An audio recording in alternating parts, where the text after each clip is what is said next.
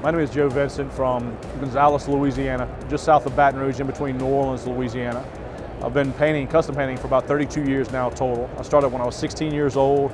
As we came back and came to SEMA, I met Adam, and Adam was able to get me back on board and get back using Wizard products. Not only that, we got away from the wheel buffer and started using that dual action 21.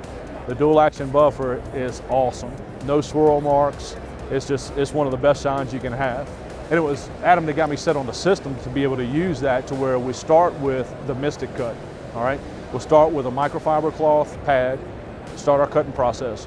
When I wet sand the buff, with us laying it clear out like this, normally all I have to do is go in and denib, wet sand with 2,000, 2,500, and 3,000, and then I can start cutting with the microfiber and the Mystic cut.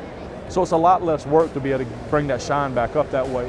And then you come back around, and the Mystic cut is dual purpose. You can start with a microfiber and then come in with the orange pad after that, bring that shine up a little bit more, and then go to a gray pad and switch over to your nano wax and just really finish it off.